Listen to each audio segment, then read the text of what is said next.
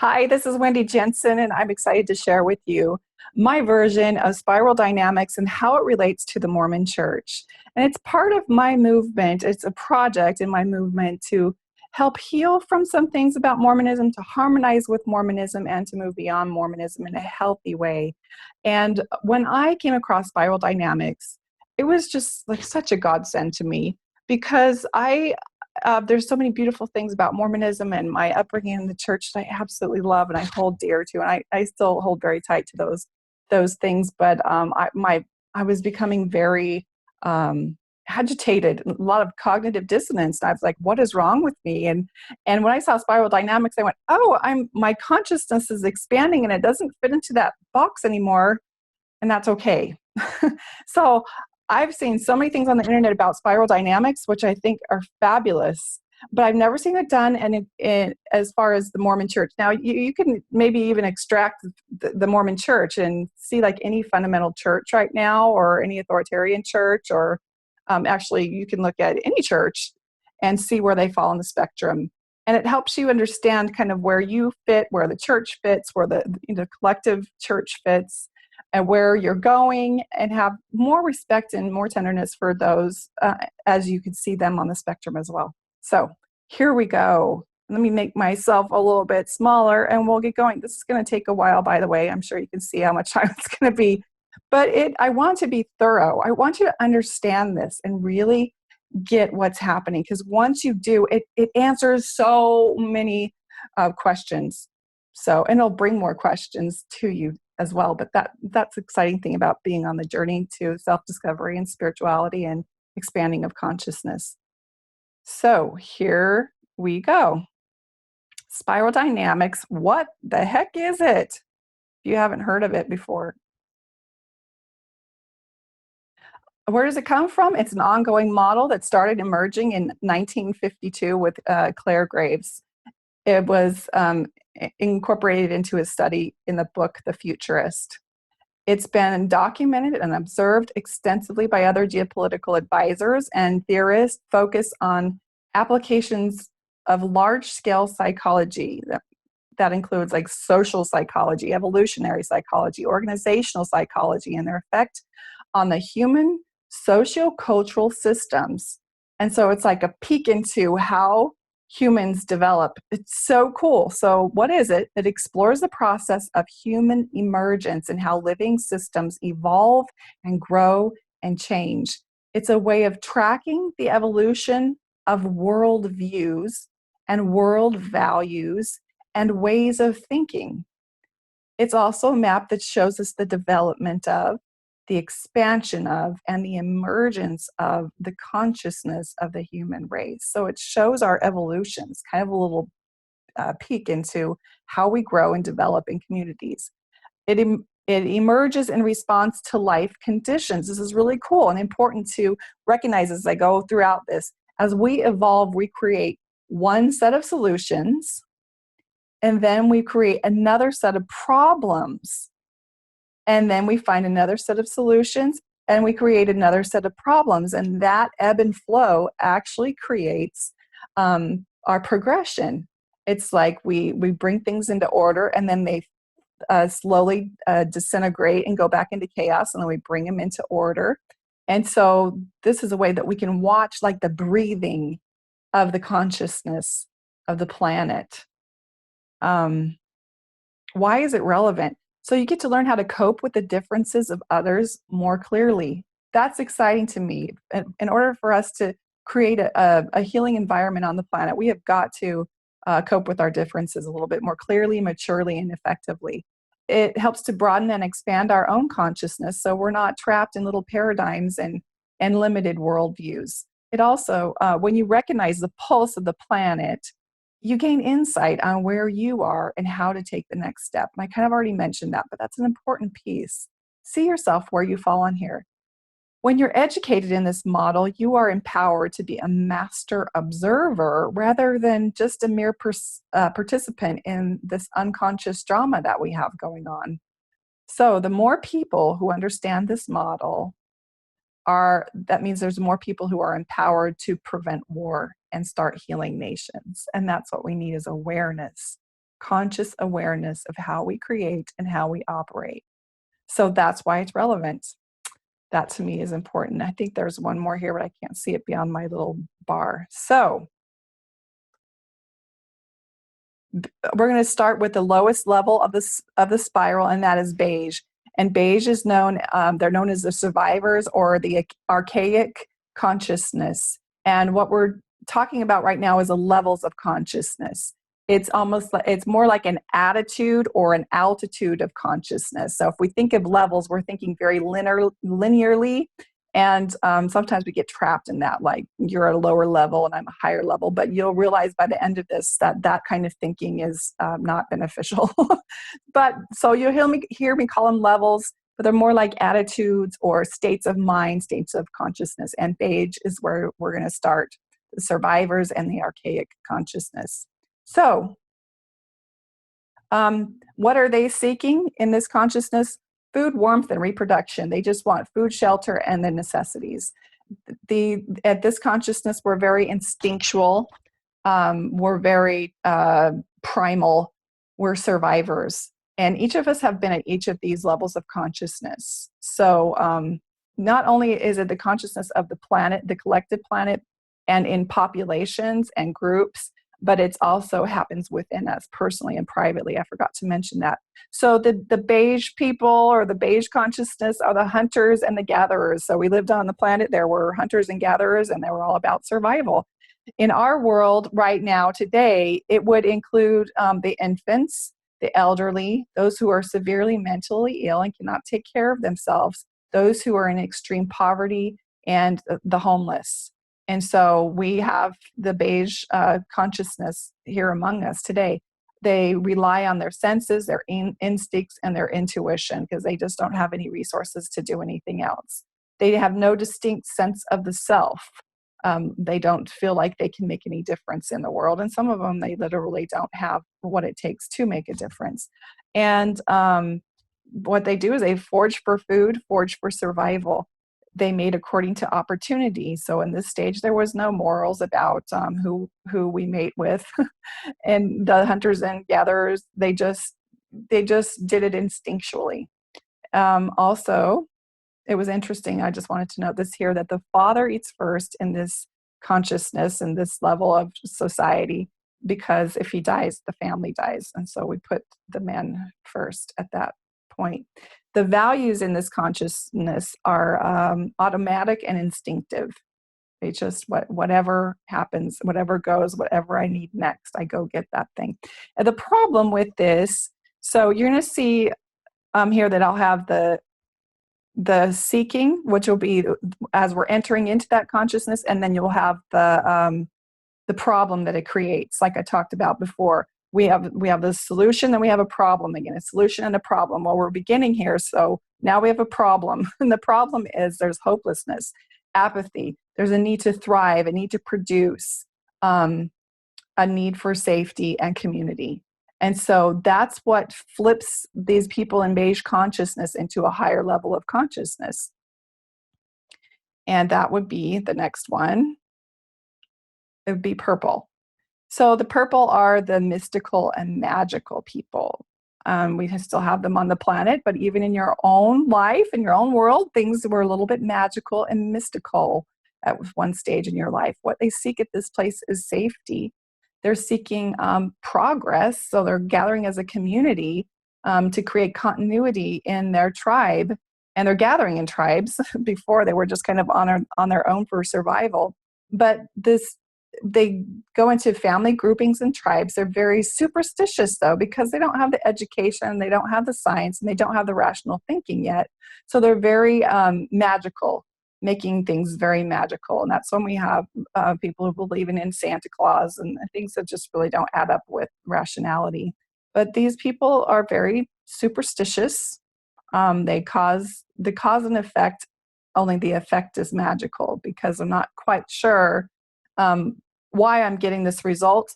But what happens is it's kind of like they do a rain dance, or they're trying to please the gods, and they're giving sacrifices and seeing what response they get. And everything's very magical. They're not really familiar with the laws of the universe yet.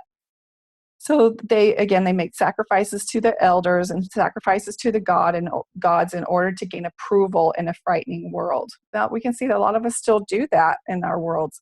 They have the rites. They're very much about rites of passage, myths, rituals, symbols, omens, signs, tokens, magical objects. And so they're very much connected also with the earth. So there's a lot of things that are true about this mystical, magical stage, and that we can now validate in science.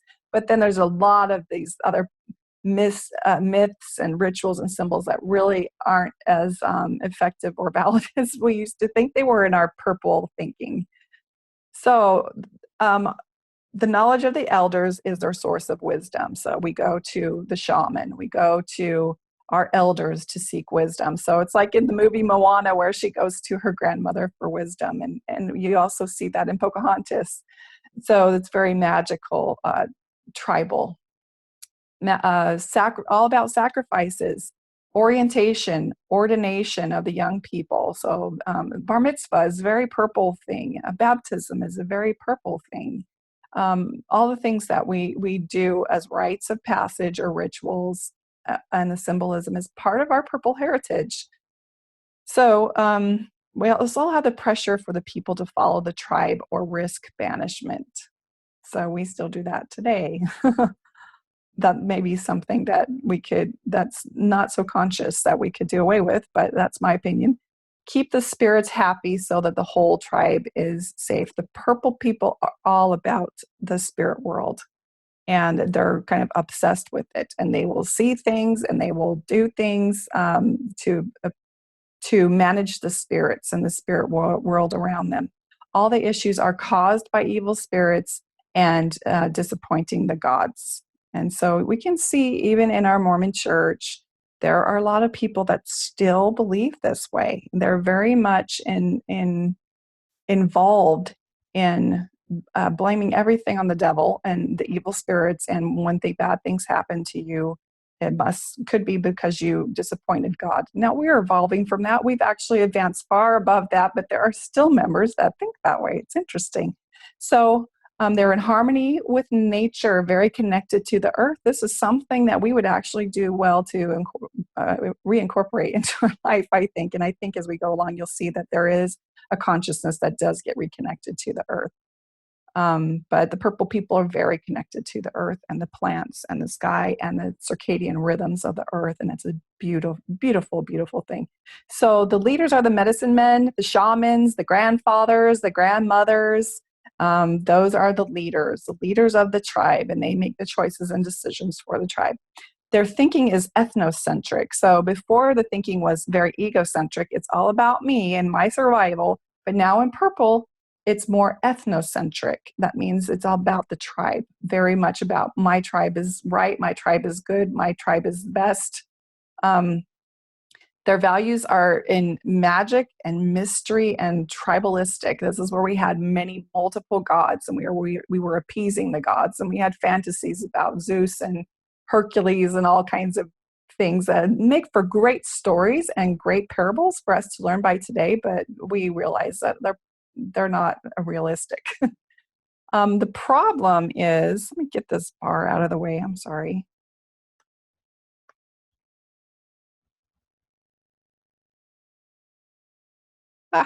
The problem becomes when we don't want to be controlled and forced to join the group anymore, where we feel unadaptive or we feel like things are over-conforming, we don't have any autonomy. And this is huge. This is actually the flow that happens in each one of these cycles. And another thing to point out here that I find is really interesting is that we entered into the purple consciousness with a very feminine attitude. It's about community. It's about collecting one another and supporting each other as a community. And it's created to create more safety in the community. So, but as it begins to develop its problem, then it becomes more masculine. And so as we enter into the next state, before I go into that, because masculine is about autonomy. It's more about your personal development, your personal life. The feminine is more about the collective. So we go collective, personal, collective, personal, and that's how we grow and develop and go into these stages. One more thing I wanted to point out here before I move on is you'll see here at the bottom I have the percent on the planet. Now these are, I have no idea how they can calculate these. These are complete assumptions and just by observation, that about 10% of our planet is in this purple, mystical, magical stage of consciousness. And that they only have about 10% influence on society. Now, the last one we were in the beige, that's about 5% of the planet, but they have zero influence on the progress because they don't, just bless their heart, they have nothing to contribute right now. They're those that we get to absolutely serve without getting anything back. It's the most holy thing to be in, but it's not very influential on the planet. Okay, so Red Warrior. We move into the Red Warrior again. It's going to be more masculine because we need the autonomy. We need to grow and develop personally. So they're seeking the individuality. They're more bold. They're more courageous. They're breaking away from the tribe. I've got to find myself. They want to exercise their power. They've got to test their limits. They want to find their place in the pecking order. They don't want to be told no.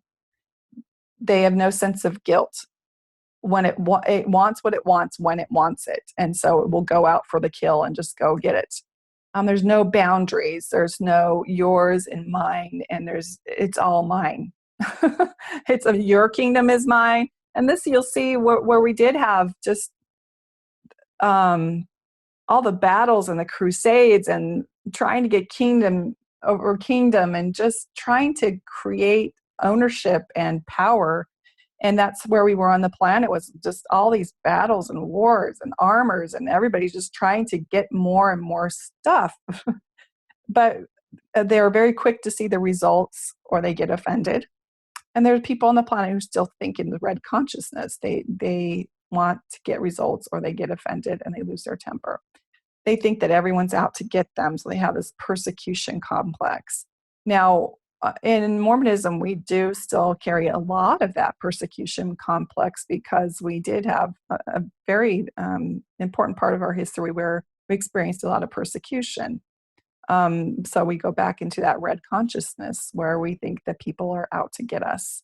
Most of us don't think that way anymore, but a lot of us still do. There's a rebellion against the tribe. The tribe is not serving me. The tribe is stifling me. I'm moving out against the tribe, and I don't want to be associated with the tribe anymore. They challenge authority. They challenge boundaries. I want to run away from home. That's in this stage of your child's development. It might be your teenagers. It's like, I can't put up with mom and dad's rules anymore, or things are not going my way. I'm getting out of here. I'm going to find myself. It's all about every man for themselves. So they're not really looking out for one another. It's all about me and mine. Again, you can kind of see that a little bit in the beige. It was all just about survival. This is just a little step up. So they're about conquering kingdoms, seeking land and power. If you're in prison, you're red or you're dead. So if you have to have that red mentality in order to survive. They're inspired by fear, and they manipulate others through intimidation. They're afraid of not having power and control, and they manipulate others through that intimidation. And the leaders in this consciousness are warlords, dictators, gang leaders, and even heroes are kind of show up in there in a strange sort of way. So warlords don't really care about their soldiers, do they? They just care about winning. Same with dictators. I don't think that Hitler had very much affinity towards those who were actually working for him. Same with gang leaders. There might be personal affections, but the structure is set up where it's all about the one in power and taking over control. The thinking in this mentality is egocentric, or so we kind of reverse back to the ego, and it's all about me and mine and what I can do and what I can, who I can destroy and what I can have and obtain. the values in this place are power and exploitation. So where do we see this on the planet today? We see it very much in in the ISIS. We see it in terrorist groups. We see they have no regard for life and no regard for human life. They just feel like they're in power and they have the right to take whatever they want. The thing about this is it creates, in this place, it's important to have the autonomy, and you want to find out who you are, and you want to grow and develop, but there comes a time when everybody is doing that thing and having that mentality, it creates chaos, criminality, instability, and a lack of purpose. Except to conquer. I exist just to conquer. So we have the problem now. 15% of the population on the planet today is still in this red place. Like I said, they're the terrorist groups, they're the fanatics, they're the ones that are really wreaking havoc right now. They're still out there, and they have 5% influence over the population. Interesting. So remember, we started off masculine and we're moving more into the feminine, because as we move into the next stage, you're going to notice what we need now is to gather together. We need some rules of civility.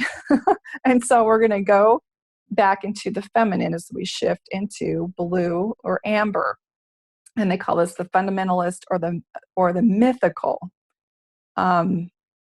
Methodical, I think more of it's more methodical. But what they're seeking now, after coming out of this nasty red space, is order and structure and safety.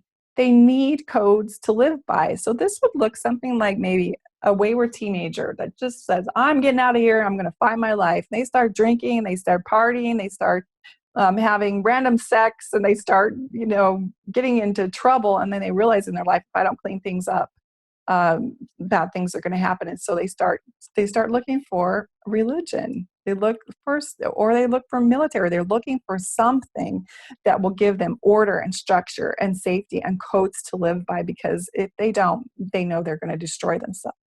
So this is when we moved into, our society moved into organized religions. We have to answer to God, and we have to sacrifice for that God, and we have to try and figure out what that God expects of us. We need order in order to support the masses. So we're collecting together to support one another. Inerrant, absolutistic, I don't think I even pronounced that right. Literal scripts that define God, the rules, the Bible, the Quran, the Torah, all these very legalistic scriptures come up, and we must live by them. And if we don't, then God is not going to be happy with you. You will be punished and actually go to hell. That's basically where all of this amber blue mentality generates to, is the finality is a hell and a devil, that you will be completely engulfed in that. So they resist all natural impulses. So that's when we suppress our sexuality. We suppress anything that we feel might not be moral. And then we make really rigid laws about what that morality is. Organizes from the top down. So it's kind of like a pyramid structure. It's even though the pyramid is very masculine, it's leaders who want to help the community grow. They really have an intense desire to help have the order and the structure necessary to grow. A reason for existence that transcends the self. So this is the consciousness evolving into, it's not just about me and mine. I see that there is something beyond me that I want to be a part of.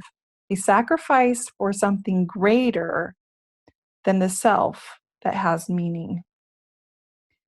It inserts a sense of purpose beyond your personal needs.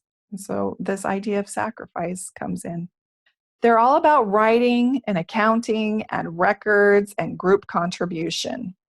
It's still an us versus them. See, that's what happens. It usually becomes the big problem in when we go into the more feminine consciousness. It becomes us versus them. Everyone who believes like us, they're saved. and everyone else is in danger of hell. And so we need to recruit them back in.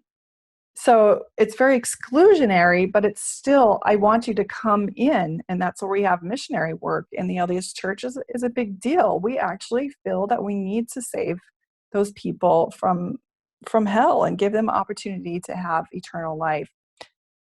So extremes with external rules in order to please God. So I think Christ was calling out the Pharisees for their very toxic blue fundamentalism. And that still happens today. Churches, and our church included, and maybe even especially at times, get so obsessed with the legalism and the rules in order to please God that we have a hard time even connecting with God because we're so worried about the rules. It's a responsibility to the group. Patriotic fervor. Our country is the best. Our church is the best. Our school is the best. Our team is the best. All of that is amber thinking. It's amber, that blue amber consciousness. Power is structural in the hierarchy. It's not within the person. So it's all about the group think. Pressure for group conformity is priority. So we police each other. And usually in this blue amber consciousness, we don't do it very nicely. We use a lot of shame and a lot of guilt, and it gets really toxic. Those who think outside the group are a threat and they must be banished, or we have to stay away from them because they are deceived, they're evil, they're been sucked into a different realm, and they're in jeopardy of losing God's favor, and they're probably going to go to hell. So that's part of the blue thinking. Their focus is on rigid morality and deferring all rewards until the afterlife. The first time that we gain an idea of others is in this blue amber. And we actually create a cathexis, a connection to the concern for others and the kindness. But in this blue amber mentality, the leaders are hierarchy. They're very pastoral. They're the prophets. They're in our church. It's the presidents. It's the apostles. It's the those who are positioned in authority. This is all about authority here in the blue amber section. The thinking is very ethnocentric. Again, our group is the one that gets it. Our group is the one that has it figured out. We have the authority. Everyone else is a little bit off kilter. We got it though. The values are absolutism, pleasing God to secure your happiness in the next life, converting others to their paradigm so that they can be saved. So there's a kindness in there, but it's a very contingent and exclusionary kindness. There's a compassion woven in there, but there's also so much room to be totally enveloped into the legalism. And so that becomes very toxic and it creates a problem. They're very obsessed about routines, the curriculum, correlation, confession. All these things help to keep this blue consciousness in function. The problem becomes this idea with one right way. It's a big problem when we are just these vast, multidimensional beings. That for an entity or an institution to claim one right way, it doesn't resonate with the development of the conscious mind. It's very punitive, bureaucratic. I know my husband worked for the FBI for a number of years. It's the Bureau of Investigation, but he also worked for the LDS Church for 2 years, and he said by far the LDS Church was more bureaucratic than the FBI. I thought that was kind of interesting, but it works because they're depending on systems. They're stifling the independence and development of the individual. And that's what can trigger off a crisis of faith because of the cognitive dissonance. They don't feel that the church and the priests have their personal growth as a priority because they feel a little bit like they're out of touch and that they're not meeting their needs. And the spiritual depth begins to fall flat. That's why many of us are going to church and we're just not being spiritually enriched, and because the curriculum becomes more important than the actual development of the spirit. And this is because the institutions are focused more on the external conformity than on the inner exploration and inner development, which is required for an expansion of consciousness. So interesting. 40% of the people on the planet, actually, this is just for a U.S. statistics assumption. What do you call it? They're guessing at this. That it's about 40% in the US are still at this amber blue consciousness. That's a pretty significant amount. But it's more like 70% of the planet, of the global planet, is at this blue or amber stage of consciousness. Interesting, huh? It's 30% lower than the percentage because of those other countries' lack of unity. In America, we're still very unified, even though right now it feels like we're very polarized. We're more unified than a lot of other countries. So again, we entered out at this blue and amber stage because we needed society, we needed communities, we needed to band together and create structure and order. And then it dissolves because we need more autonomy, we need more individuality, and we have to continue growing and developing personally and spiritually. So we shift into the orange, and of course, orange is going to be masculine, and they call it the entrepreneur stage, where we're seeking permission to discover who I am without the institution. Who am I? What can I do?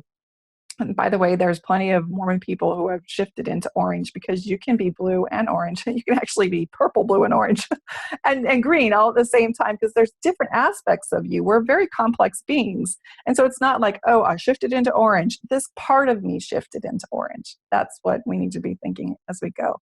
But we're discovering who we are. What do I have to offer to the world? It's a big thing today. You have a gift, share it with the world, and you can make money off of it. That's orange thinking. They're very enterprising, wanderlust. They want to venture out, try new things. They're all about achievement, excellence, merit, high hopes. They're not naive. They're educated, so they're not magical thinking. They know their systems, and they're willing to learn the systems and to put them into action. They're not in this place of just, I pray God, will you provide this for me, like a purple, provide this to me. When it comes, he's like, oh, how did I say that prayer? I need to say that prayer again. They're more about, oh, I see the system. I can see how the law works, and I'm ready to engage in it. You can cause change to happen. You recognize you can cause change to happen in the collective, so you begin pursuing what you can do to make a difference. You have a belief in changeability. And what's interesting about this is not all masculine. If you bring over all the good things from the blue and amber, you're going to have an amazing orange experience. Now, if you just dump all your blue and amber and said, screw church, screw orders, screw all institutions, then you're going to have this really maybe a powerful orange experience, and maybe you'll just get in there and you'll dominate everything. But we'll see in a minute where that's going to lead you. So you really do want to incorporate the good from the blue. We believe that I have something unique to offer. You learn to play the game of entrepreneurship, build businesses. Everybody's got a business now. There's in-home businesses. Women are starting their own businesses. We have a business there's just new businesses popping up everywhere. And that's that orange mentality, and very much about capitalism. Industrialization started at this time, very individualistic. It's all about science, technology. We've got to prove it. We've got to find the systems. It's about financial success. And that financial success is a focus because we want to live in ease and comfort, and we don't want to worry about money. And we're willing to learn the system of how to make that money work for us.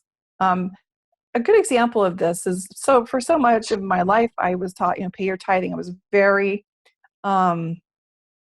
very adamant and faithful about paying my tithing because I didn't trust my ability to do finances. And now that I understand it a lot more, I just figured I pay my tithing, everything will work out. I pay my tithing, everything will work out. But now I understand that what helps me by far more than having faith in this tithing is to actually learn the laws of finance and to live them. And then I'll have to keep calling on God to rescue me. God would actually prefer that I probably learn the laws of finance, because then when I've got that figured out, then I'm not so dependent, and I'm not just living on the edge. So it's an important thing here in this entrepreneur place to learn about finances and learn about how the resources are generated and how to create more. And find your place in the world. This is a great place to be. Commercialism, capitalism, corporationism, rationalism, all these things are great things until they aren't. Then we have this value in working hard. Today, we have a lot of people that don't work very hard and make lots of money. But as you enter the orange, it all is about working hard and doing what it takes to succeed. That's an interesting paradigm to observe. We're shifting from a monarchical government to a democracy. That means we're for the people, and the people have a say. And it's not so much about the queen and heredity and who's the most powerful. We're opening up more to be collective and more collaborative, which is kind of a more feminine thing, but it's also empowering each of the individuals to have a say, if that makes sense. Requiring evidence for certainty, being objective, being very scientific. And so that's when people have a really hard time when we can't prove the plates, when we can't come up with some of the things with the DNA and the stories of the Book of Mormon are not fitting in. People have a big problem with that because their consciousness is requiring it. They're more humanistic because they don't want any more slavery. Everyone has the right to the pursuit of happiness. It's a very orange idea. It's not that we so much dominating over other people. It's really wanting everyone to have a chance to succeed. Universal philosophies where things are true for all humans. So what that means is we're stepping into more of a third person capacity for perspective.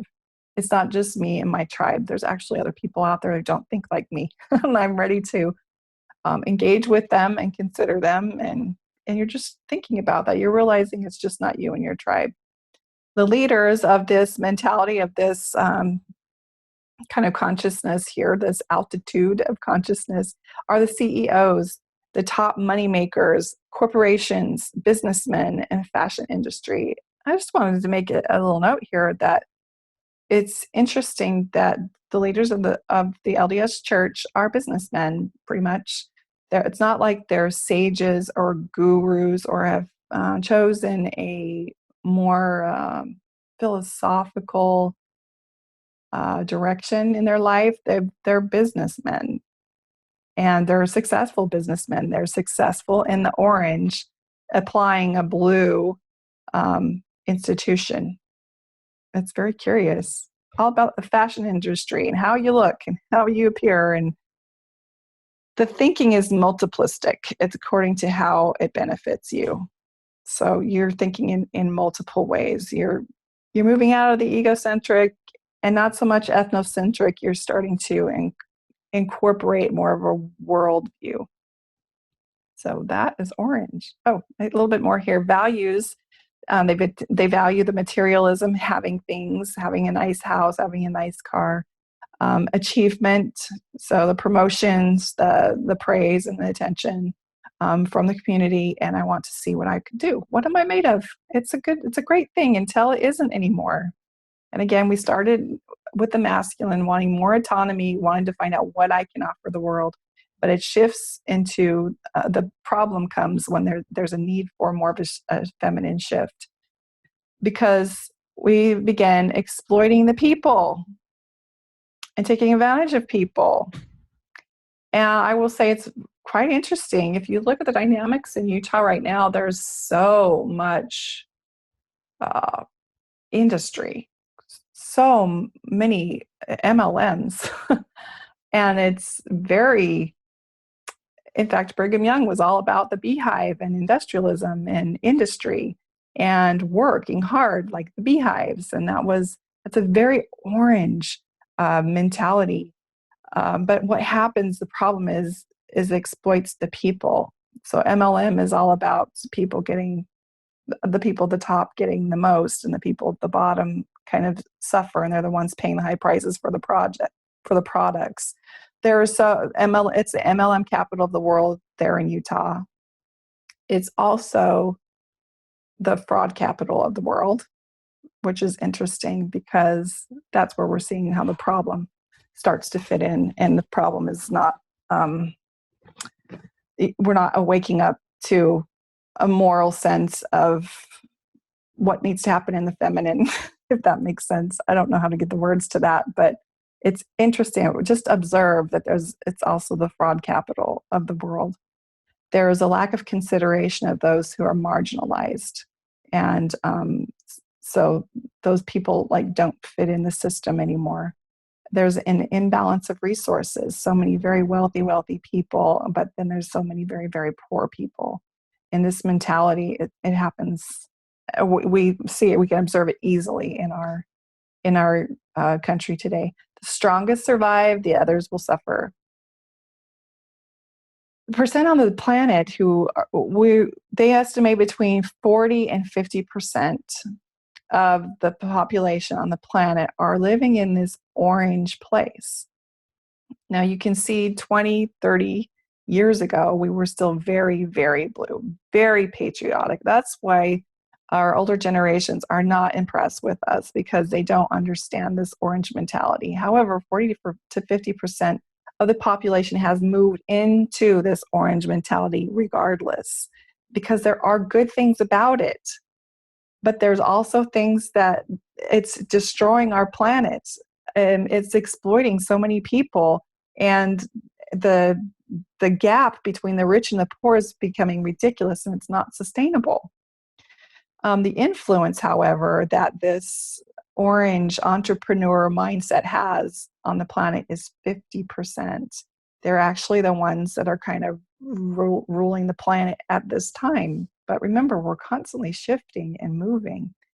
And we're moving into the green. And of course, that goes into the feminine, and it's going to be all about taking care of the marginalized, coming in, creating more community, taking care of the suffering, and we need to take care of the earth. So we're going back and to stop exploiting the earth, and we're going into connecting more of our purple, the beautiful purple, in there, where we're getting connected with the earth. And we want to have organic, and we want to understand the cycles, and we want to get connected with the animals and save the animals, and more responsibility on the planet. It's more pluralistic, postmodern. There's a passion for helping the marginalized. So this is where we see a lot of people gathering together to save those who are experiencing sex trafficking. There are people who want to stop abortion because they don't feel that it's right. And then there's others who want the right to have abortion. Both of those, even though they seem polar opposites, they're very green mentality, because you want to be active. It's like there's something inside of you that wants to help other people who are suffering in those situations. This is kind of where you begin to hear your call and your own purpose based on your experiences. So this green is really interesting here. Let's learn more. So you're learning how to share, to give, and to give generously. So there's a lot of, people take advantage of the nonprofit organizations, but if they're run right, there's a lot of people trying to gather money to help those who are in trouble.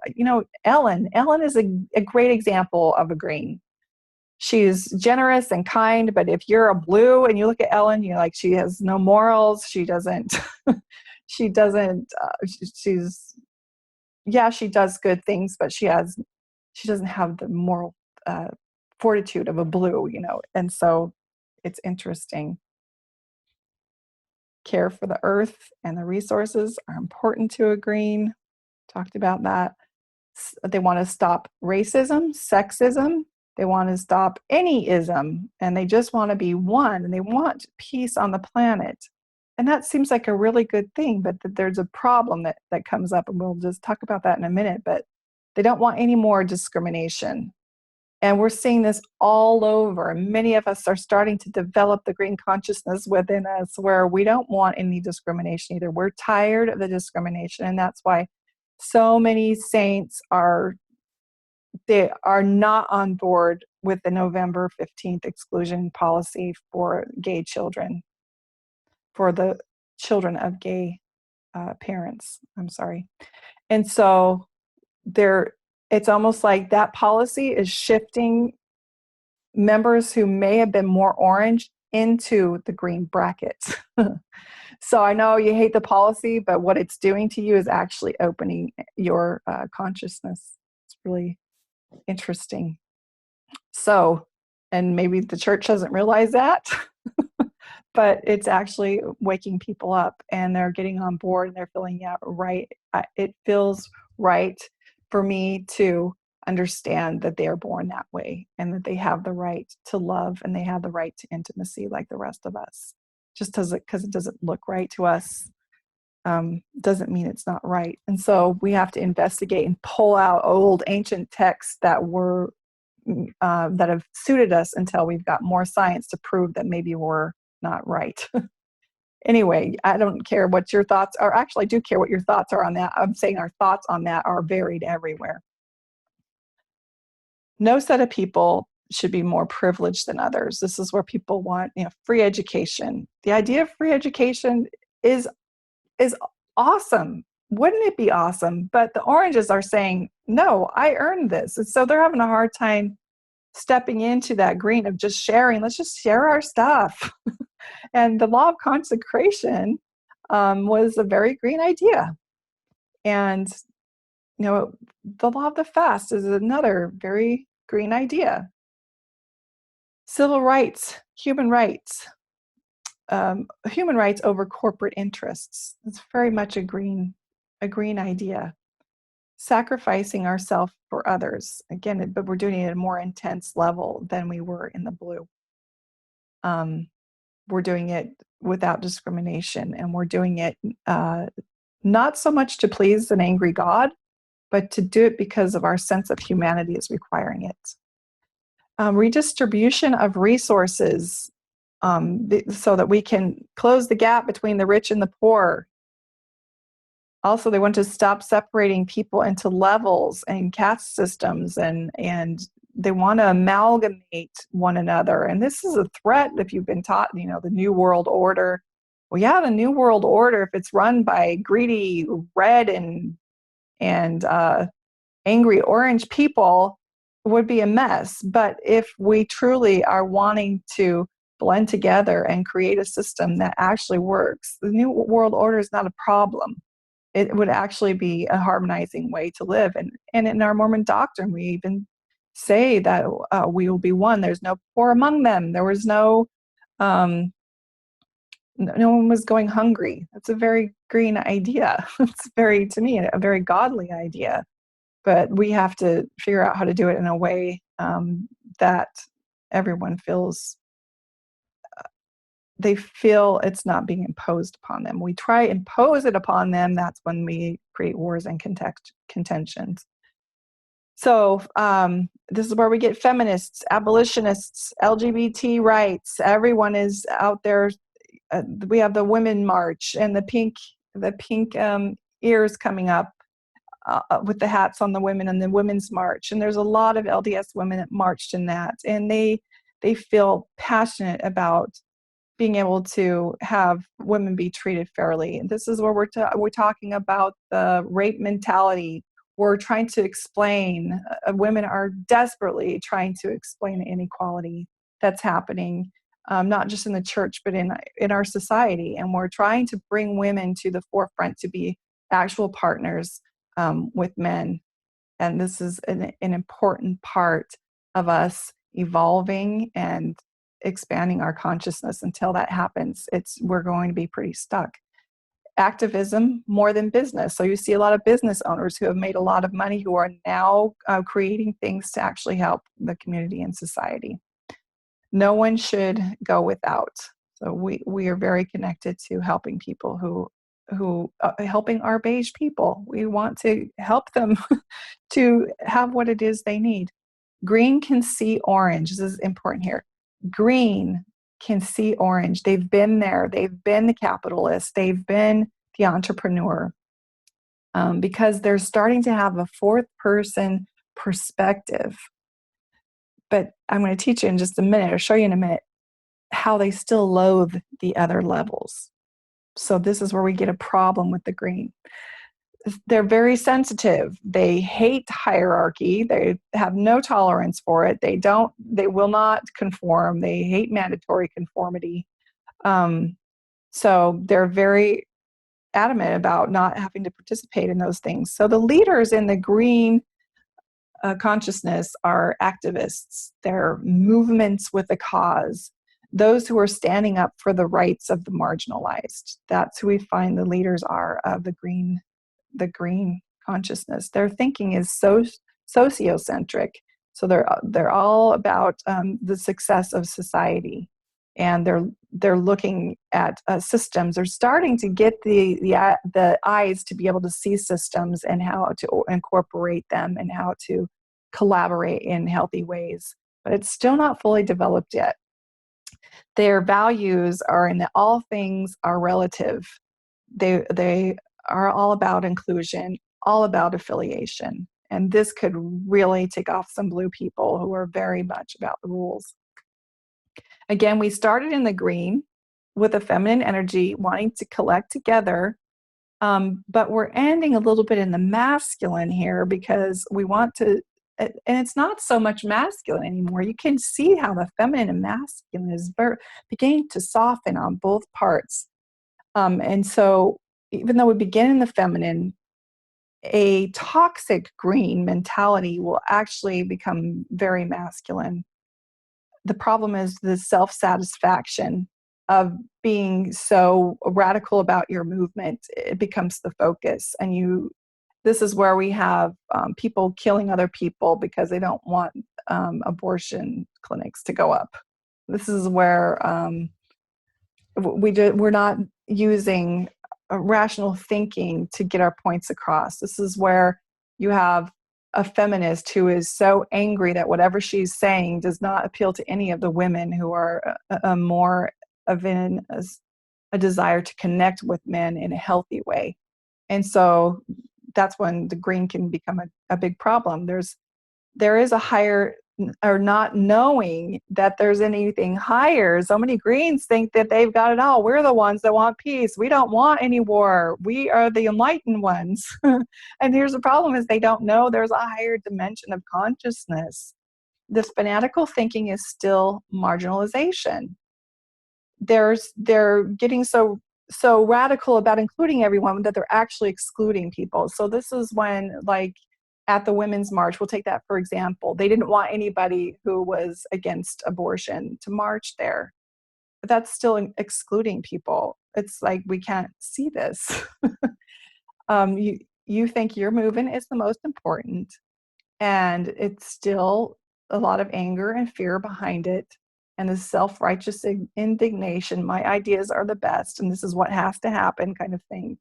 And this green, because they're so not happy about boundaries or authority or hierarchy or rules and all this, they lack the moral, they can become morally weak, and they lack those healthy boundaries. So 20 to 25%. This is the one that's shifting the most and the most rapid right now. It's interesting. 20 to 25% of the global population is in this green consciousness, although it's a little bit higher in the US and even higher in Western Europe. But it only has a 15% influence on the planet. So remember, the entrepreneurs, they're 50% of the influence on the planet, and these green type consciousness people are at 15%. it's beginning to shift again. This one's the most rapidly shifting consciousness. Okay, so all of that I just taught you are first tier issues.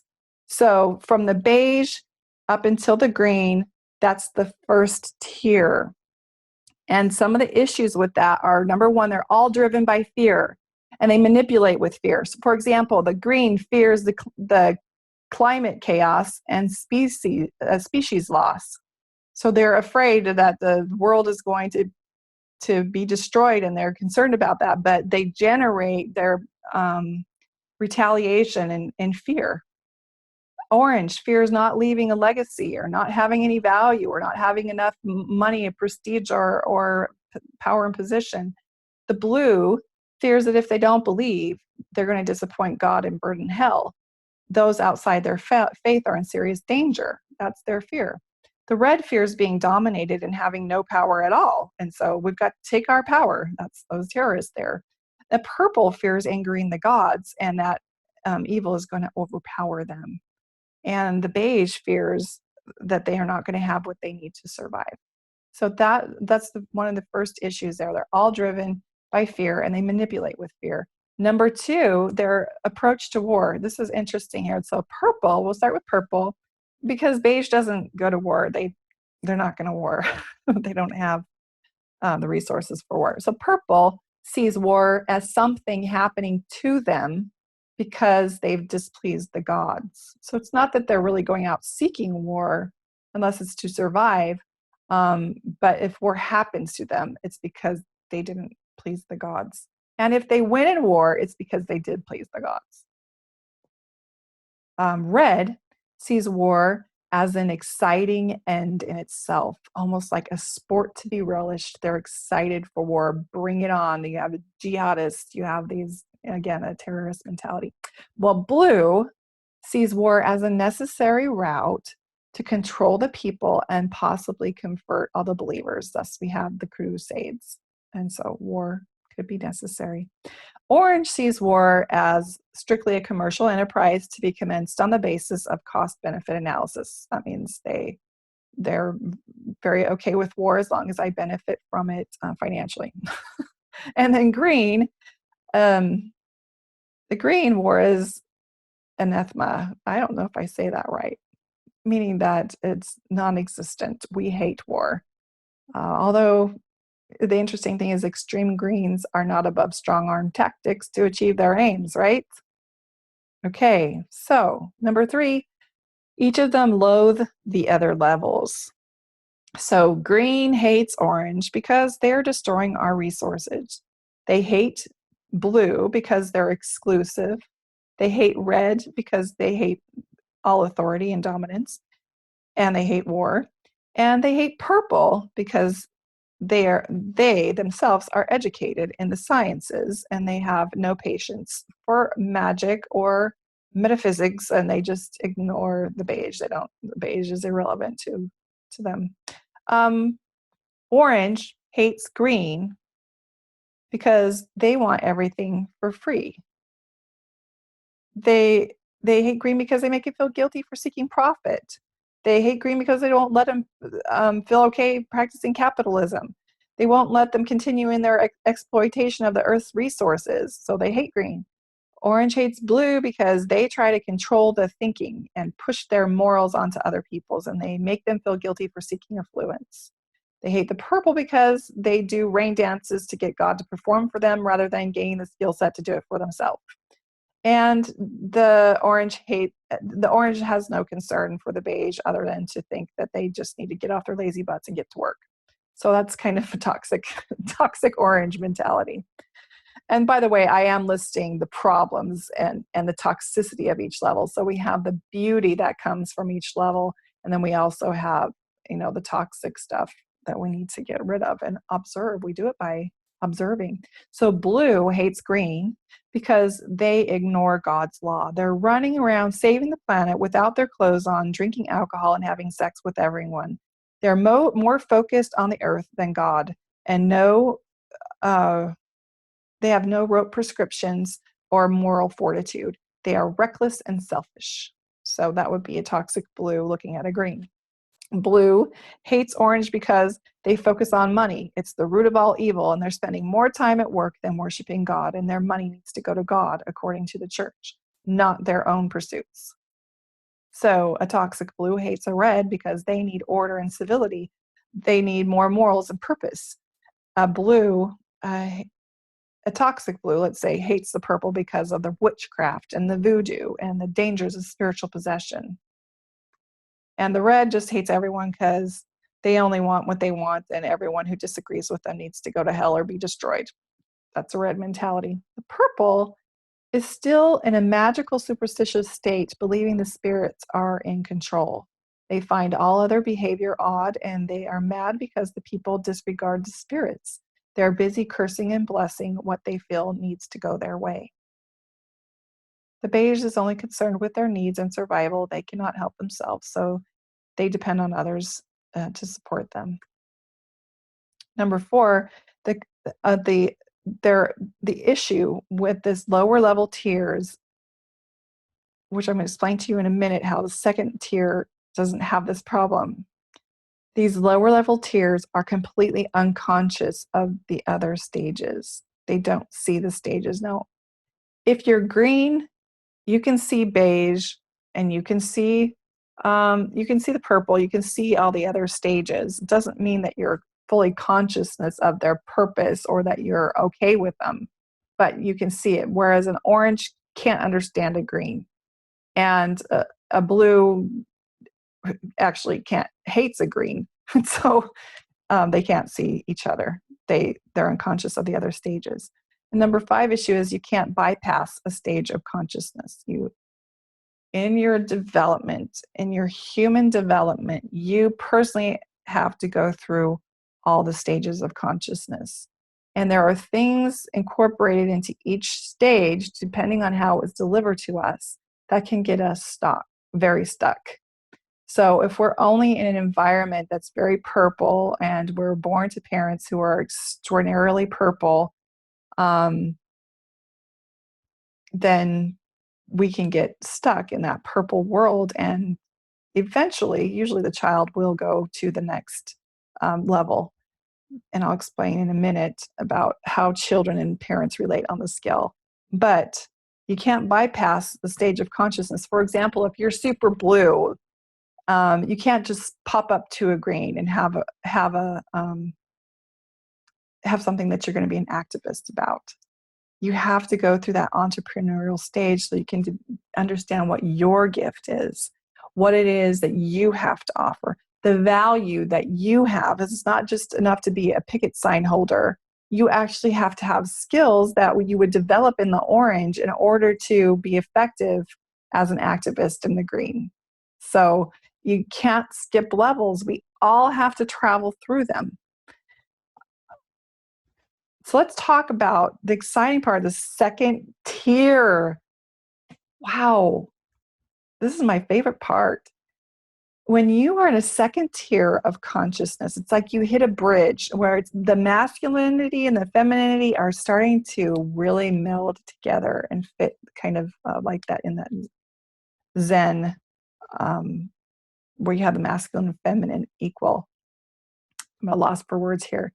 But the fear is replaced by love as the key motivator.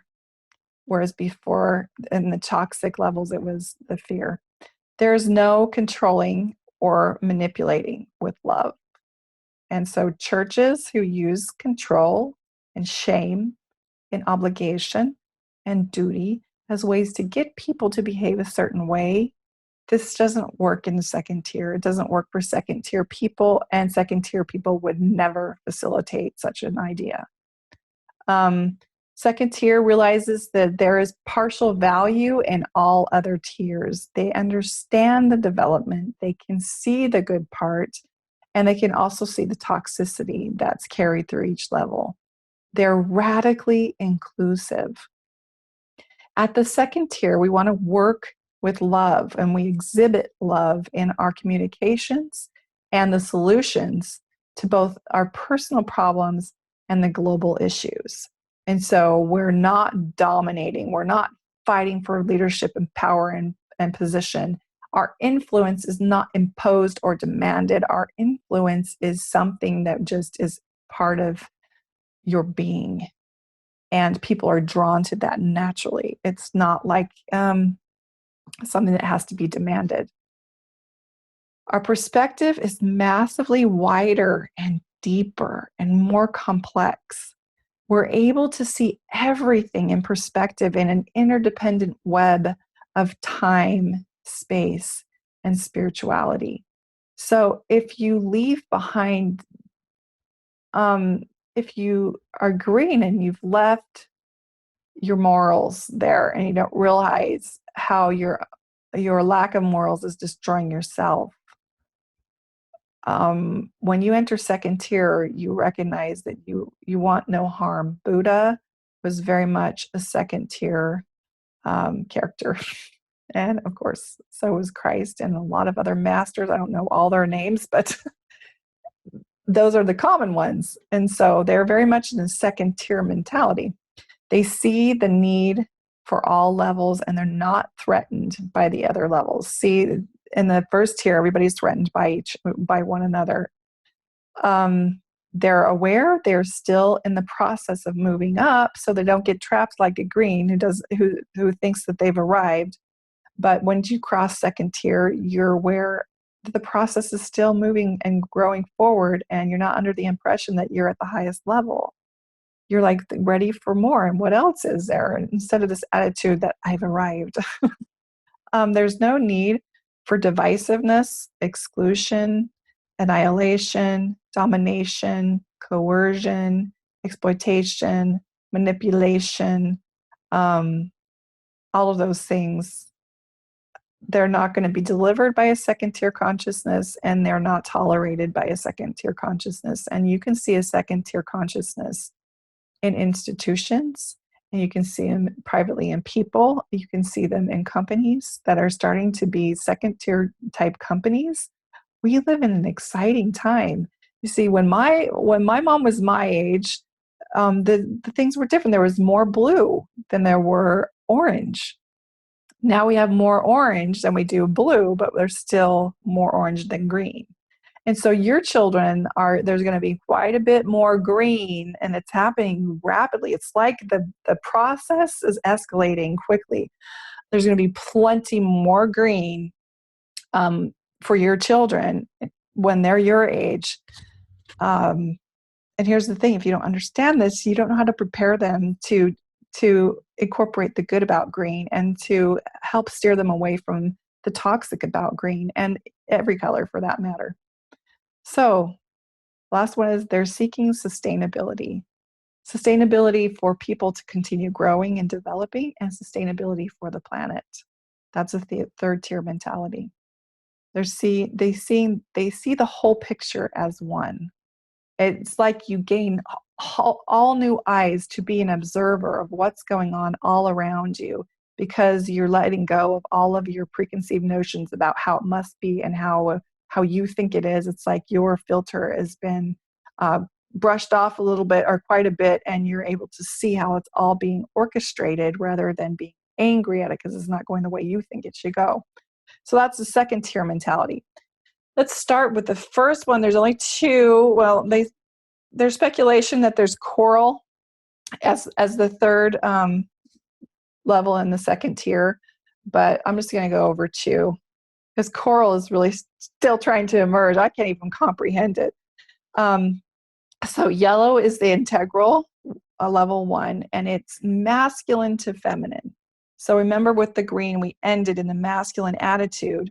The yellow, which is the first level crossing over the tier, is masculine, feminine energy. So they're very balanced, but if one had more dominance than the other, it would be masculine. It has a little bit more weight to it than the feminine in the yellow.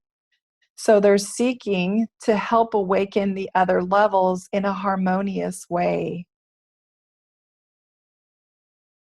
That could be you. A lot of people are listening to this right now. I think you have a lot of yellow in you. They seek a global education. They want to know the angles. They want to be out of their bias. They're done with their bubble. They're done with their slant, and they want to know the different perspectives. They no longer need approval of other groups. They don't need approval of their leaders. They don't need approval of the tribe. They don't need approval of the institution because they're following their inner compass. They see value in all the other levels. Like I said, they see the importance of what we have to gain through all levels. And so they're not angry at the levels anymore. They're just observing them. And if they're in a position to help steer and guide people away from the toxic part of those levels, what a blessing. Every level has a reason to be.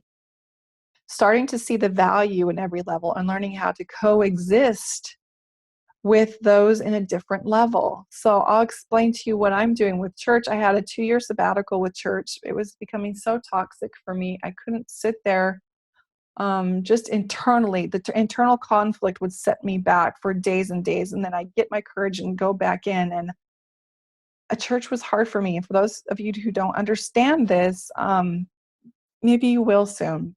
But for those of you watching this video and really curious about it, you know what I'm talking about. You know exactly what I'm talking about. It's painful, and it's unhealthy to stay in that environment. And if you are one requiring your spouse to go to church when they're having this problem and this anxiety at church, please let them off the hook so that they can heal. If the faster they can heal, they can go back into church with a whole different attitude, and if that's what they choose to do.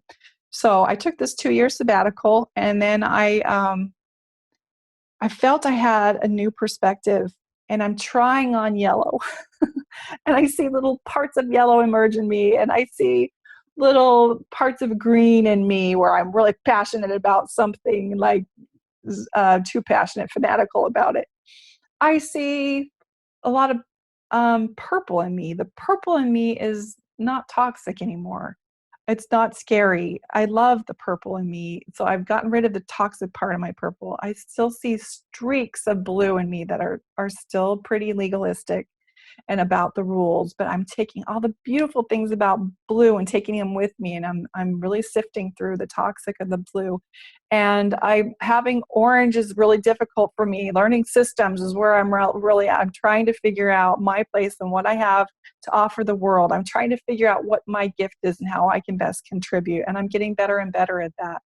And I'm very passionate about what I'm doing with being able to heal from, harmonize, and help people move in a healthy way beyond Mormonism. That's kind of my green cause at this time, is to help eliminate the spiritual trauma and the post-traumatic church syndrome that people are experiencing, because I'm seeing a lot of just carnage and hemorrhaging, spiritual hemorrhaging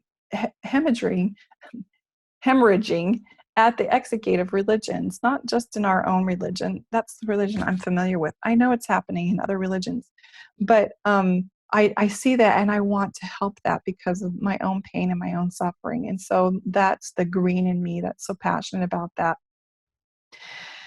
And I see these bits of yellow. So I had my 2-year sabbatical, and I've been going to church more frequently this year, the past couple months. And instead of going there to try to change anything, instead of going in there to have my say or have people be impressed with my wisdom or whatever, I'm going in there to observe. And I do observe the people, and I'm watching. Now that I have these new eyes, I'm watching. I can see where they are in their thoughts when they comment and things. And I'm learning to appreciate right where they are and not needing it to be any different.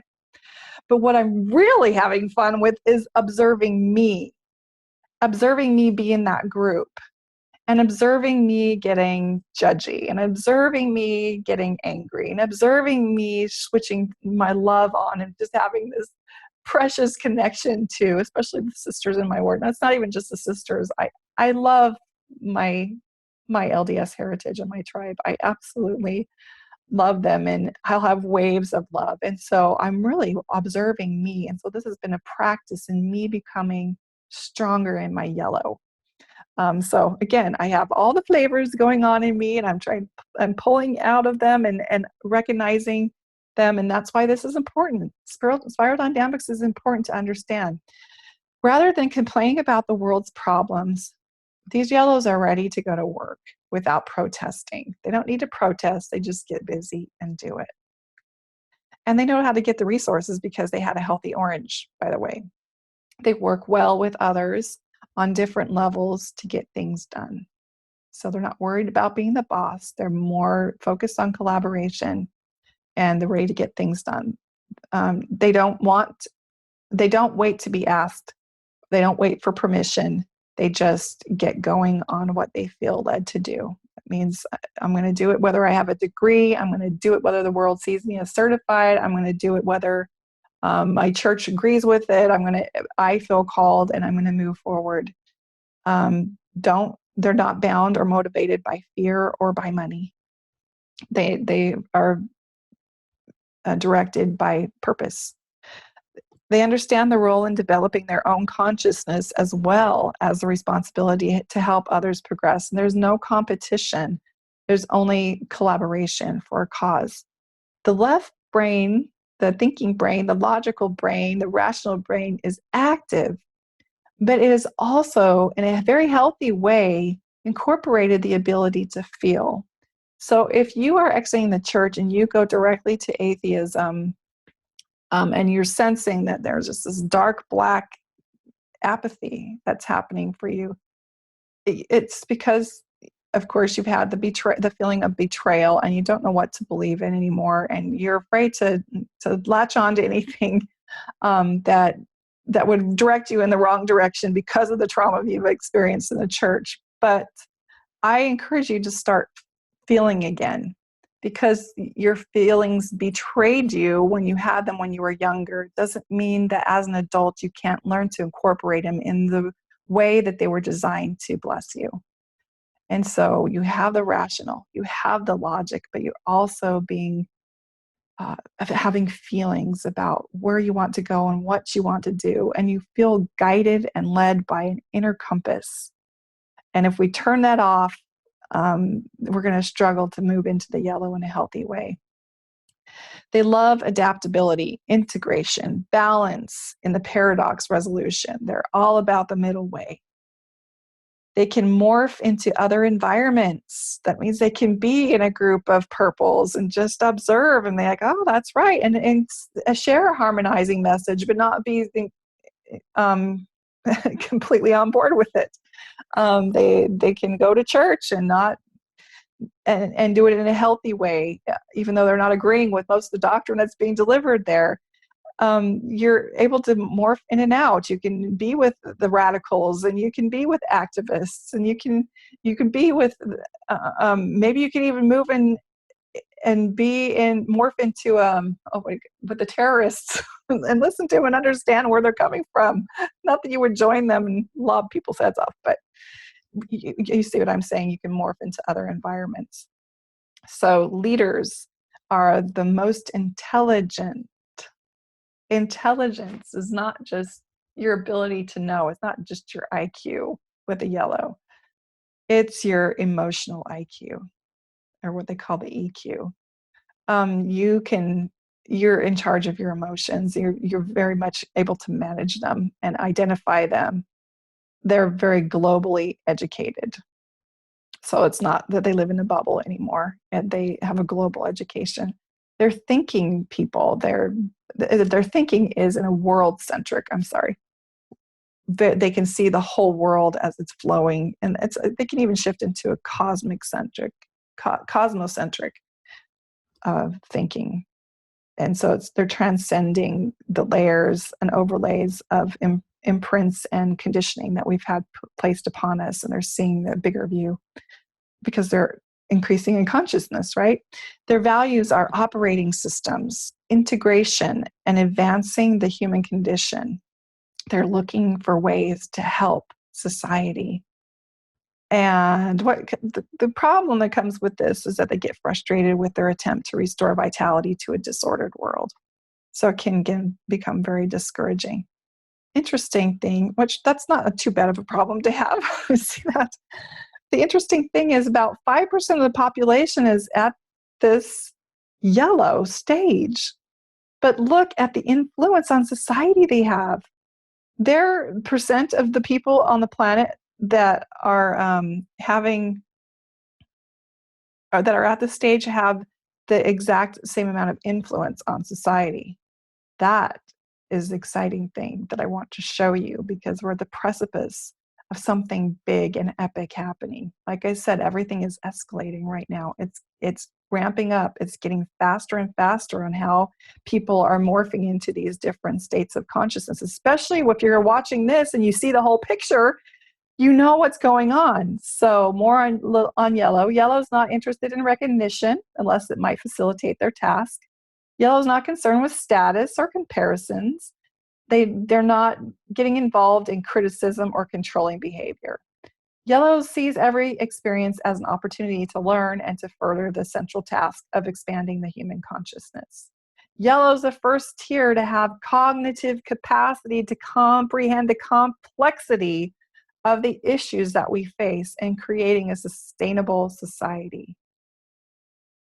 Does that make sense? It's like their brain is now prepared and capable of seeing the complexity of what's really going on, so they get shoved and locked into their own little rigid ideas. This does not mean that yellow individuals can understand all the issues or even any of the issues, but they're capable of understanding just how complex the issues are.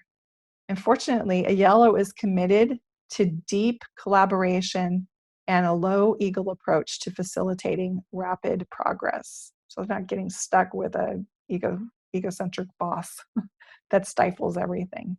And they don't get stumped in egocentric and ethnocentric institutions. Yellow sees that there is only one game left to play, and that game is called sustainability. Sustainable growth, sustaining the earth, and creating a place for people to progress. Yellow understands that sustainability is first and foremost a people-centered challenge. Yellow sees that there are two ways for our society to become sustainable, and one involves catastrophic downsizing and starting all over again, which some people think would happen with some cataclysmic event or some plague or something. The other involves a balancing. It's another option here, the balancing of all the levels of the spiral in a consensual global governance. And so it's helping to balance out and helping people identify what the toxic parts of each of levels of the spiral are. And to me, I think that's absolutely a possibility. I believe in it, and I'm going to work towards that. So let's go to turquoise. Is integral level 2. I forgot to put the 2 up there, but you can see how it's heavier on the feminine and a little softer on the masculine, but it's very balanced here. What are they doing? They're seeking to make a true difference in a more balanced, holistic way. So it's just a tiny step up from the yellow in that, well, I'll explain it here in a minute. You'll see transformational spirituality. It's got a heavier focus on the subtle energies and the spiritual energies. Recognizing the development and the need for each stage, which is like a yellow, they express the self, but not at the expense of others or the earth. They deliver things in a harmonizing way that creates inspiration. They inspire people into action not by using shame or guilt or obligation or duty. They inspire them into action because they help them catch a vision. It's exciting. The desire for all life to continue in the most natural ways. So they want to eat the natural food. They want the body to operate in the most natural form. They love the circadian rhythm of the planet. They're back into the delicious part of the purple where they see they're watching nature and they're using the laws of nature to understand more about helping humanity. Sacrificed interest of self and others to reach a balance of all and generations to come, for life itself to flow. They're worried about, they're concerned about, or let's even raise my word even more, they're interested and invested in reaching a balance, not just for themselves, but for generations to come. They're becoming wise stewards of the earth, and they're inspiring others to become wise stewards of the earth, which is different to a green who is demanding that we become wise stewards of the earth. So they're meshing the individual and the collective. So, how the ebb and flow in those lower tiers was the very masculine, and then we shift to the feminine, and very feminine, then we shift to masculine. And those edges seem to soften as we go up the spiral. We'll hear in the turquoise the meshing of the individual and the collective. And what you see here in our society right now is that men are giving themselves permission to actualize their feminine energy, and women are giving themselves to actualize their masculine energy. And so we're becoming these beings who are honoring the true parts of us rather than masking them in order to fit into the society and the cultural norms. And so this turquoise level, those individuals are meshing together. They're creating, I wonder if that's why we have more of a homosexual population coming through, or at least it feels like it and seems like it might be more that more people are feeling safe to come out of the closet. But I'm wondering if we're creating more androgynous type beings. It's something to consider. Create flexible communities in order for tasks to be performed, and then they're disbanded. And so it's not like you build an institution and it lasts forever. You're building a system to help solve a problem, and then you disband it. And you build another system to solve another problem, and then they disband. And so if you're creating a church or a community, realize that either that community has got to flow, or there's going to be another community in the wings. But basically, for example, if you were to create a church right now, you're going to collect in that church the people that are on the level just below you, and they're going to be drawn in. Well, if that church stays stagnant and it doesn't grow in development and grow and develop, the people are going to come out the top here, and that church will become irrelevant. So in a turquoise, it understands that we build a system for a purpose and then disband, build another system and disband for the growth and the fluidity of the consciousness. Hope that makes sense. Stop trying to make people conform to them or be what they aren't, and they allow them to be what they are. They're not threatened by the weirdness of others. It becomes our gift and our beauty, and it doesn't have to be shamed or hidden. Substantially less fear-oriented. They're not seduced by the ideas of an afterlife, damnation, punishment, hell, so they can't be manipulated by institutions who promote those ideas, because it is not making sense in their global view. They're saying that those were tools that were used at a more ancient time to get people to conform. They're able to orchestrate and create using multiple perspectives. And so you'll be in a room full of turquoise people. Oh my gosh, could you imagine what beautiful things would come out of that? I'm excited for those experiences. Stop worrying about the correct way to do things and instead do it in the ways that will work out best. So, for example, they're not worried about what a man needs to do if he's a provider of the home, and that he needs to bring home the income, and that he needs to be working, and the wife needs to be at home, and her job is to nurture their children. They're not really concerned about identifying which is the correct way, which would be the legalism in the blues. They're instead doing it in ways that work best for them.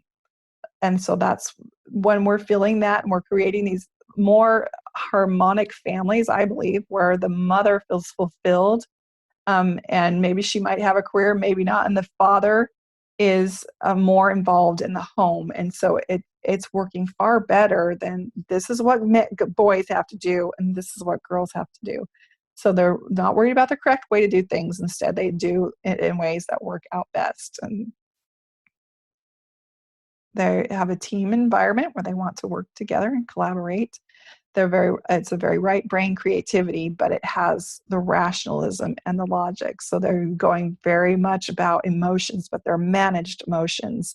They're mastered emotions with the rationalism and the logic. Otherwise, there's things that I don't know yet, but the things that I do, I'm going to take into consideration. They act globally with health and happiness in amiable systems. So a lot of time, a turquoise person is very healthy because they're not about abusing their body. You're not going to see an unhealthy turquoise, unhealthy in a way that they've inflicted harm upon themselves, leading out in a group. So when I see leaders who aren't examples about care and kindness even to themselves, I can see that they're probably more on the lower tiers, where you can spot a turquoise leader just because they walk their walk. They're very much in integrity. They don't need your attention, your praise, and your hallelujahs, and you're so awesome. They're not doing it to please or pleasure anybody else. They're doing it simply because they feel they're directed in their life. And so they know the importance of taking care of themselves, and they take responsibility for that. They're not under the impression that they can destroy themselves like an orange would do and exploit their body and exhaust the resources and burn themselves out. They're in a healthier place.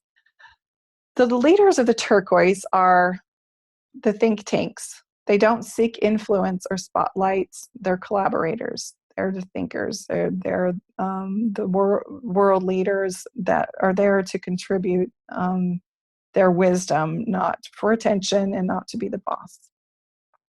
Their thinking is cosmocentric.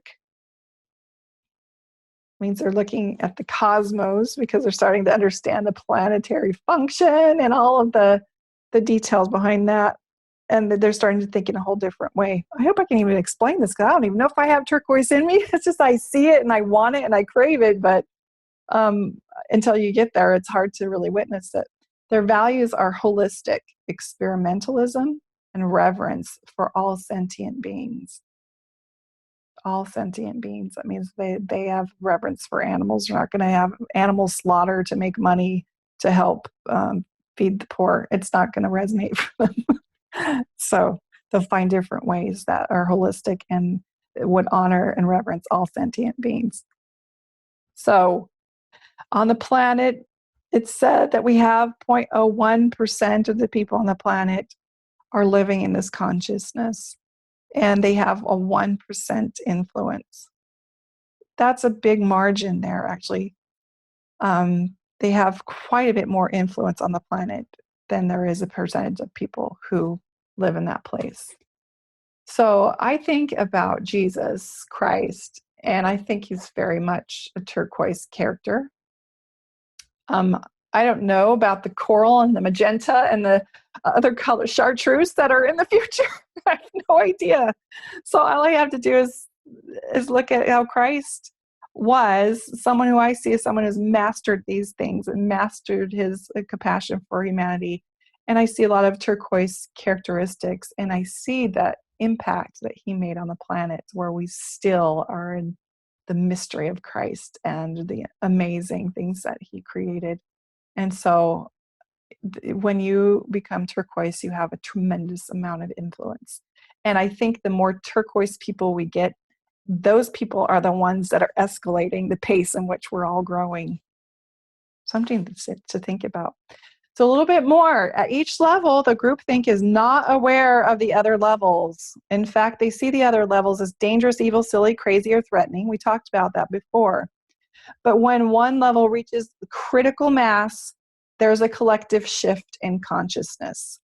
So it's been said that once one level reaches 10%, there's a huge shift in consciousness. Like it might take years and decades to reach 10%. But once you reach 10%, it's like it only takes a couple more years for people to just start flooding into that level of consciousness, which is exciting. The ego mind is the idea that we are separate. When we realize that we are one, that's the death of the ego mind. And of course, it's going to resist the idea that we are all one at all costs. And so it's good to have your autonomy to grow, but it's not okay and healthy to think that you're not part of the great whole that's going on here, that we're all working this out together. All of us are working this out together, and we're doing our part by learning who we are individually. Is that cool? We all have these operating systems within us. For some, they simply haven't been activated yet, many times because the person has not been exposed to these systems. When you see conflict with someone in a different system, you don't say something like, well, how do I deal with this kind of person? Instead, you seek to understand how to manage the form of thinking and behavior as it's being exhibited by the person at that particular time. So that's a lot of words there, but let me explain what it means. Is you would say, how do I manage the blue in this person instead of so-and-so is so blue and she's so stuck in her orange. You're observing it, and instead of labeling it and attaching it to their identity, you're just honoring that aspect of them. That's just a safe, beautiful place to be. We don't leave one level behind as we move into another. We take the healthy parts with us, hopefully.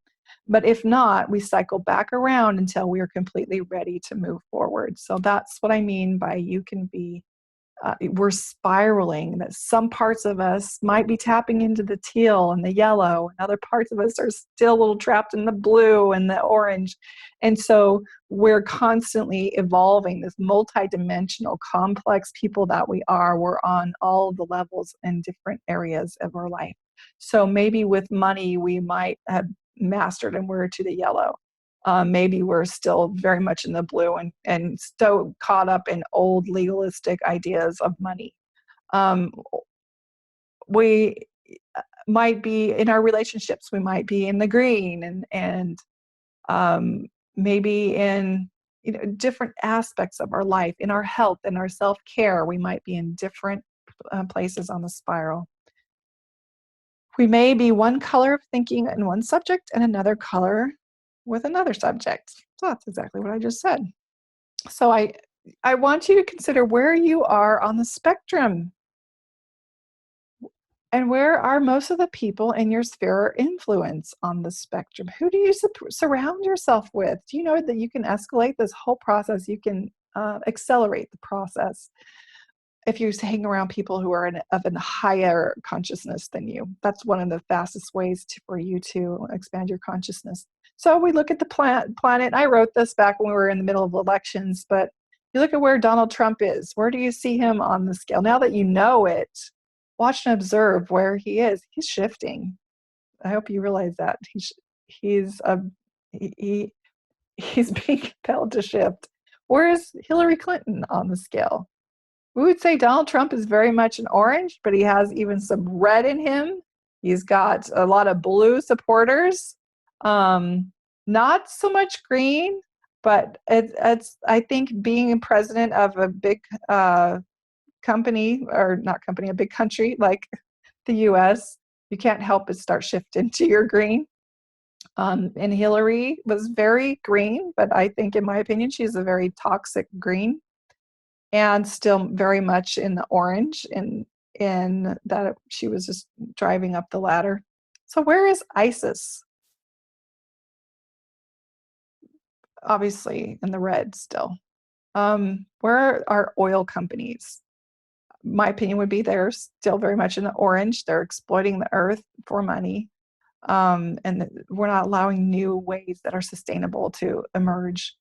Anytime you expand your consciousness to include other perspectives, you're participating in the expansion of consciousness, not just of yourself, but of the planet. Anytime you expand your consciousness to include other perspectives, you're participating in the expansion of consciousness of the planet. Oh, I've lost that one. Consider that we are in the central stage in a human condition of just about seeing the world in a whole new way. Because the more people that are pouring across into the new tiers of evolution and recognizing this thing, they're more empowered to be able to help pull others across. The calamities of our day are a sign of our transitioning into something new. Something epic is going on here. 95% of the world's population is operating in the first tier. 5% have started operating in the second tier. There will be a stage in history that second tier will reach critical mass and have a leading edge, and the impact it will have on the world will be shocking. This stuff, I don't know that it's important. So I'm going to stopping the sharing here and come to you and explain something that is very important in conclusion here that I wanted to share that's I feel is important. Where did I put it? I'm sorry for that pause there in my. So as far as these things go with the LDS Church and being a Mormon and being raised in that theology, it's what these are just some of my thoughts. The LDS Church has a diverse membership that lands all over the spectrum. We have those who are still obsessed with spirits and demons, and they see them, they interact with them because their consciousness is resonating in that realm. And it's very real in their consciousness. You have what I would call the common saint, who's very conservative, still very amber or blue in their thinking, but they're also very entrepreneurial minded. And they're getting more of them are getting educated. And then you have the more liberal saints who are at the forefront of activist movements.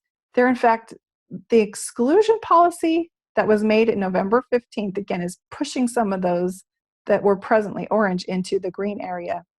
And we're still far into the amber and orange saints that are now becoming green saints. So very few, I imagine, have even crossed into the second tier. Very few of the membership, I imagine, has crossed over into the second tier of yellow and teal. Faith crisis happens to those who are finished with the purple magical thinking. They're noticing the legalism of the blue because it's no longer working for them. And they're getting globally educated and they're finding a cause to work for humanity. And when the church pushes against that, they may back down. These people, these type of saints may back down and try to reconform to the institution, but eventually they have to change because of the nature of their own evolution. They'll eventually move forward and do it anyway, or they'll get sick and literally die because they can't shift and change. Their bodies just shut down.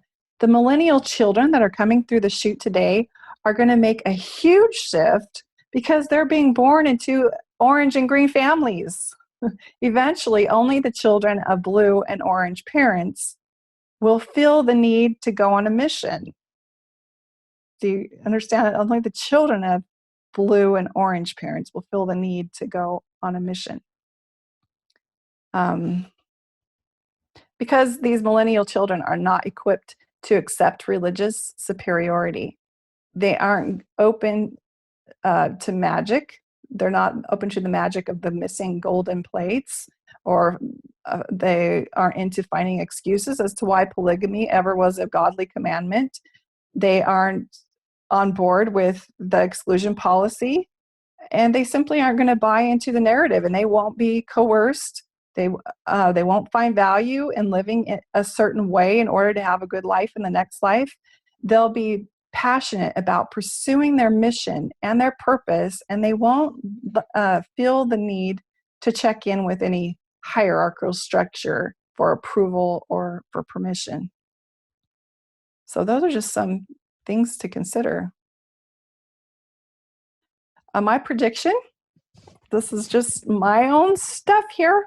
My prediction is that the church doesn't shift. If the church doesn't shift with the flow of the spiral, they're going to lose their membership. And my guess is that they're already finding it hard to baptize people who are at an orange or a green level of consciousness. The only way that they would is that they needed to go back and pick up some rules and some blue stuff so that they'll find value in the church for a while. But orange and green people are just not really interested in the church. You're not going to find any of them coming to church, or at least entering, getting baptized into our church. Let's see.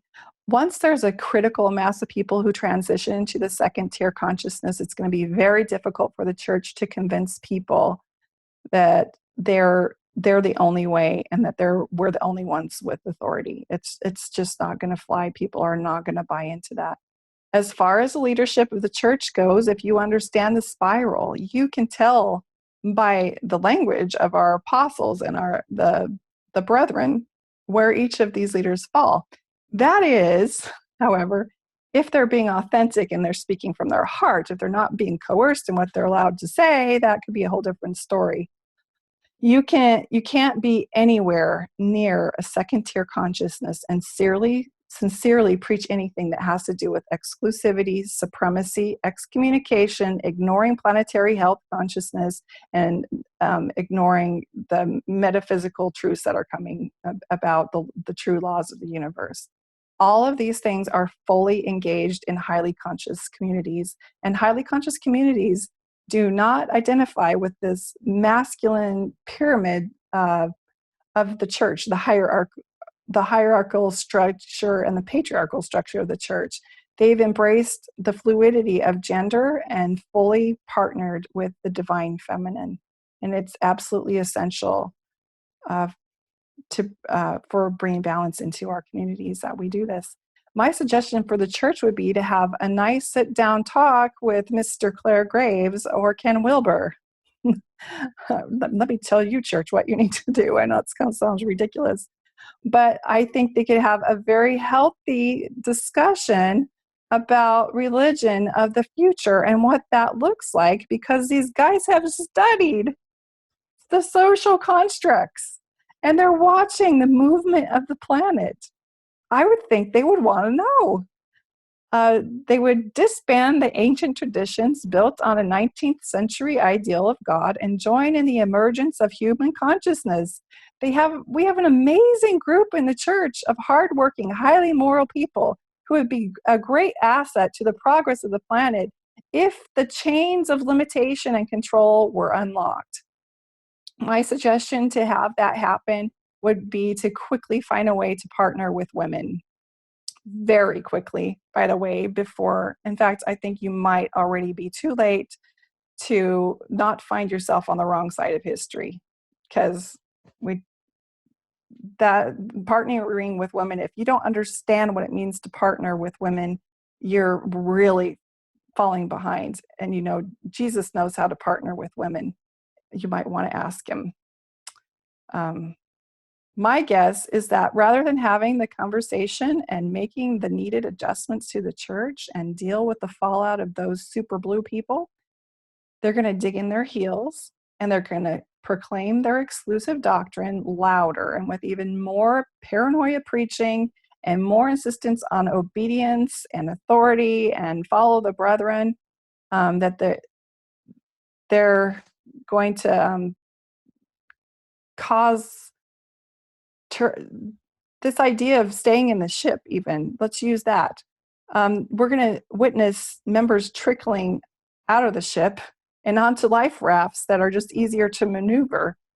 I don't imagine that there's ever going to be a surge of mega churches again, because the time for that's over. But there are going to be community churches to fill the needs of an expanding consciousness, and a lot of online churches as well. If the church doesn't change course, which again, I don't expect that they will, then once the critical mass crosses over into a second tier consciousness, the church will be like a little blip on the radar. they're just going to dissolve, and they're only going to be serving like the last of the purple reds and the blue stragglers. It's interesting to me that if we observe this map of consciousness, this is where Christ was leading us. He was inviting us into the teal tier, or into this second tier, teal level. Oh my goodness. He was asking us to be one. His gospel was radical, and I wonder if he wasn't the first to cross over into that first tier. I actually think because Christ's teachings were so teal that he must have learned from yellow masters. I think that Buddha was more of a yellow than a teal master, and that he wasn't as much of an activist for humankind. And that's certainly debatable, because I am not an expert on Buddha. But the teachings of Christ can be found urging us to cultivate the Christ within, to cultivate the highest attributes that are within us, and to be endeared to the lifting and the serving our neighbors. And that's a very teal ideal. And I think that's what he was inviting us to. So I hope that I have opened your mind a little bit with this information. Thanks for watching. I would love to hear your thoughts. And these are just my observations, just my one mind after observing spiral dynamics and trying to fit Mormonism into it. And I'm sure that many of you out there have even more expansive thoughts on this subject. And I would love to hear them. I am so thankful to be here at this awesome time where the world is shifting and something epic is coming through, is waiting in the wings for us. And I want to be a part of that. So enjoy, and I will hopefully see you later.